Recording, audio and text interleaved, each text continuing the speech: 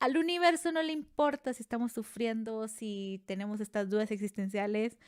Al final el universo solo es.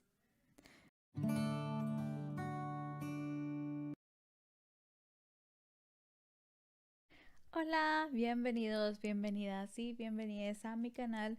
Mi nombre es Kathleen y les doy la bienvenida a Los Pensamientos de Kat. En esta ocasión continuaremos con el segmento de Lee con Kat. Estamos leyendo Filosofía para Mentes Inquietas. En esta ocasión estamos leyendo el último capítulo de la parte número 2 de este libro y tiene como título ¿Cuál es el sentido de mi existencia? Sin más dilación, comencemos. Ahora sí comenzamos. ¿Cuál es el sentido de mi existencia? Ante los interrogantes sobre la existencia, los filósofos pasaron de examinar el mundo a fijarse en nuestro lugar en ese mundo. Algunos estudiaron la naturaleza de la existencia humana, cómo existimos como individuos y si podemos hallar sentido a nuestras vidas. ¿Ok? Buen inicio. Me gusta. Somos libres de elegir. Uno de los más reputados filósofos que han reflexionado sobre el sentido de la existencia humana es el danés Søren Kierkegaard en el siglo XIX. Creía que si muchas de las explicaciones filosóficas al respecto se contradicen con nuestra experiencia individual, es porque tenemos la capacidad de elegir entre diferentes opciones que determinen nuestras vidas. Según él, tenemos la libertad de tomar decisiones morales sobre cómo dirigir nuestras vidas y esto es lo que les otorga significado. Sin embargo, tal libertad de elección no nos trae necesariamente la felicidad. Al contrario, al comprender que somos totalmente libres de hacer lo que sea, la cabeza nos da vueltas y sentimos miedo y ansiedad. Kierkegaard lo llamó el vértigo de la libertad y procede de la conciencia de la propia existencia y responsabilidad personal. Hay que decidir entonces si desesperarse y optar por no hacer nada o bien vivir auténticamente optando por algo que dé sentido a nuestra vida. Ok, qué cool. Wow, wow. Son muchas cosas que hay que decir, considera. Al principio, pues esto del vértigo de la libertad, totalmente. Cuando nosotros nos damos cuenta y tomamos hasta cierto punto cuando tomamos la conciencia y la responsabilidad de que somos libres de hacer lo que queramos, que estamos condenados a ser libres, como dice Jean-Paul Sartre, esto implica que nosotros ahora tenemos la responsabilidad al 100% de todos los actos que hacemos. Y evidentemente esto nos provoca vértigo, como Søren Kierkegaard menciona aquí, de esa responsabilidad personal que tenemos ahora, que ya no nos puede nada excusar de nuestros actos. Todo lo que hacemos viene de nosotros. Y eso es algo a lo que muchas personas no están preparadas para eso. Como segundo punto está esta parte en donde indica de que tenemos dos opciones, el no hacer nada o vivir nuestra vida auténticamente, que justamente me recuerda a la propuesta de Martin Heidegger que habla sobre dos tipos de existencia o vida, la existencia auténtica y la existencia inauténtica. Habla que en la existencia inauténtica las personas hacen todo lo posible en sus vidas para negar el hecho de que morirán, mientras que las personas con una existencia auténtica aceptan la muerte y aceptan que en algún momento morirán, pero eso no les impide de vivir bien la vida e incluso con más alegría, ya que lo que provoca angustia no es el saber que vamos a morir o que en algún momento moriremos, sino el hecho de negar que esto pasará. El negar o fingir que esto pasará. Entonces, la vida inauténtica es una vida que está siendo determinada por otras cosas y por otras cuestiones externas a nuestra persona, y que simplemente nos dejamos influenciar y asumimos esa parte. Asumimos esa parte. Sin embargo, vivir una vida auténtica significaría el hacernos responsables de nuestra vida y el tener una vida de la que somos 100% eh, los dueños, digamos. Entonces, eso me parece muy cool y muy interesante, ya que me recordó a esto. Y sí, muy cool. Algo a tomar en consideración. Y por último tenemos esta parte que dice de que optando por algo que le dé significado a nuestra vida. Es decir, de que está planteando de que nosotros somos capaces de decidir o darle un sentido a nuestra vida, y estoy totalmente de acuerdo. La razón es porque sí, hasta cierto punto nos dejamos solo llevar por la marea o por la corriente en algunos momentos de nuestra vida, cuando no tiene que ser así. En algunos momentos puede que podamos optar por algo que nos dé sentido a lo que estamos viviendo, y así podamos darle ese sentido que nos falta a nuestra propia vida, algo que nos pueda hacer sentir vivir plenos y fulfilled, sería y llenos en el interior. Así que me gusta mucho esa visión de las cosas. Pero bueno, continuamos. Comprender el potencial. Otros filósofos partieron de la idea de Kierkegaard de que somos libres de determinar nuestras vidas por nosotros mismos. Friedrich Nietzsche, por ejemplo, sostenía que corresponde a cada individuo comprender su propio potencial y no dejarse dirigir por convenciones o por una religión. Más tarde, Edmund Husserl afirmó que sí, como Immanuel Kant, existe un mundo de cosas en sí separado del espacio y el tiempo, y carecemos de los medios para entenderlo o experimentarlo. Toda idea que nos hagamos de ese mundo es mera especulación, de manera que en práctica podríamos ignorarlo y centrarnos en el mundo tal y como lo experimentamos, a lo que Husserl llamó Lebenswelt, el mundo en que vivimos. Este enfoque subjetivo focalizado en la propia existencia fue adoptado entonces por Martin Heidegger, quien afirmó que la filosofía ha intentado hallar explicaciones a la existencia, pero para entender esta tenemos que examinarnos antes a nosotros mismos y a nuestra existencia propia, es decir, qué significa para nosotros existir. Ok, qué bueno que mencionaron a Martin Heidegger nuevamente para continuar con esto de la vida o la existencia auténtica e inauténtica. En este caso, pues tengo que decir de que la vida o existencia auténtica, se basa en esta parte de afrontar el hecho de que somos permanentemente libres y responsables de todo lo que hacemos. Mientras que una existencia inauténtica sería fingir que no tenemos esa responsabilidad sobre nuestra libertad y que tampoco pues somos libres, ¿verdad? También si una persona estuviera viviendo su vida de forma inauténtica, se considera que está viviendo de forma inauténtica cuando ocurre la corrupción del vivir humano cotidiano, en el que la vida ya no es el yo el que vive según mi proyecto de vida, según lo que yo quiero, entre las posibilidades que hay, sino que vivo impersonalmente respecto a lo que los demás dicen, piensan o hacen básicamente de mí.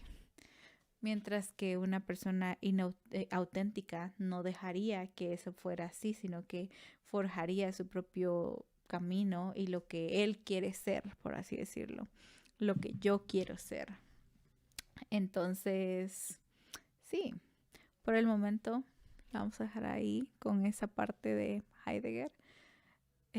Pero sí, muy cool. El sentido de la vida. Las ideas de Heidegger ejercieron gran influencia en la siguiente generación de filósofos, sobre todo en Francia. El término existencialismo se acuñó para descubrir la filosofía surgida en la segunda mitad del siglo XX, que estudiaba la existencia humana, concretamente la búsqueda de un significado o una meta en la vida en un mundo cada vez más reacio a Dios y a la religión.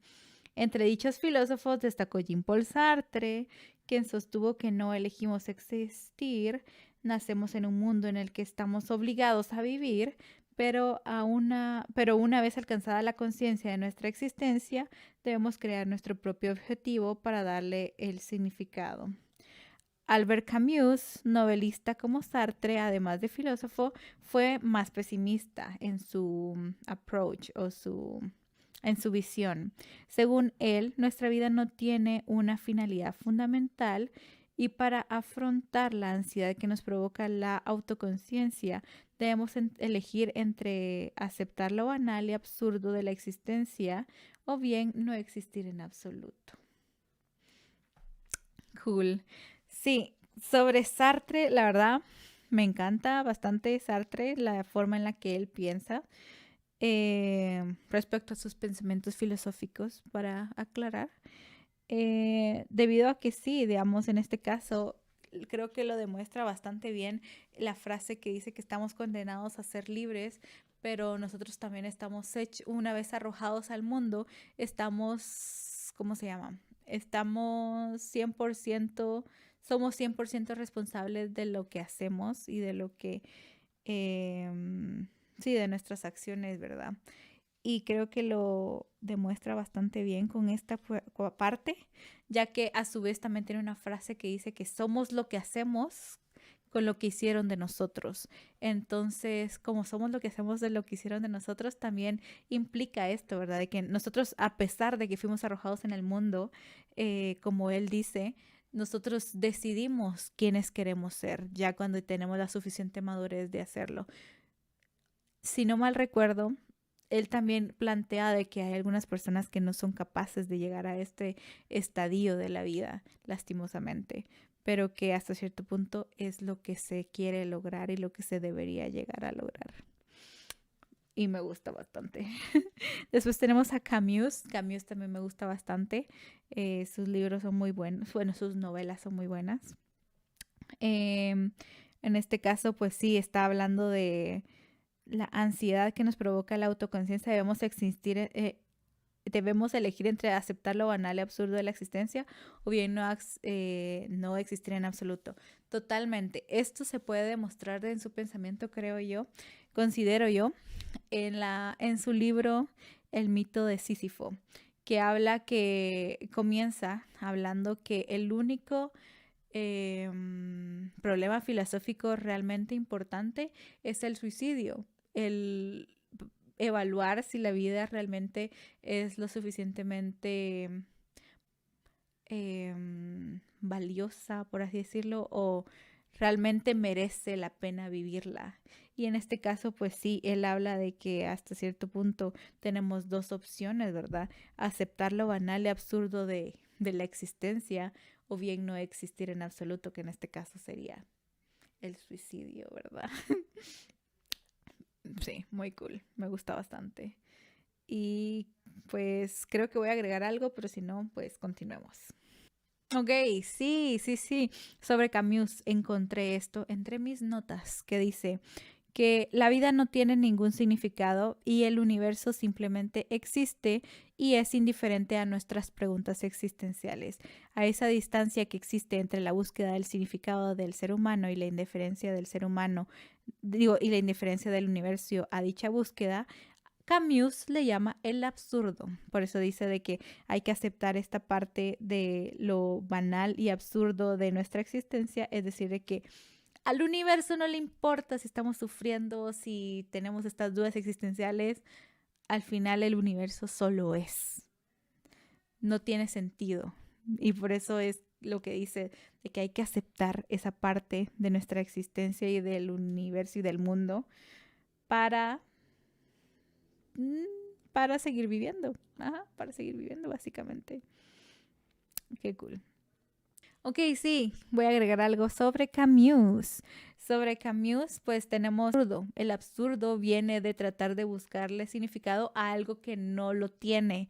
Entonces, básicamente, Camus dice que tenemos 3 formas de afrontar este absurdo de la vida, que en este caso, pues sería la primera, el suicidio, que pues es la respuesta de aquellas personas que no comprenden el mundo y que se ven rebasados por él. También tenemos el suicidio filosófico, que es la segunda opción, que surge de la desesperanza en mundos metafísicos y se encuentra el sentido a este valle de lágrimas porque creemos que en la próxima vida estaremos mejor. Es decir, de que nos rendimos en esta vida y pues esperamos que haya otra en el... cuando muramos.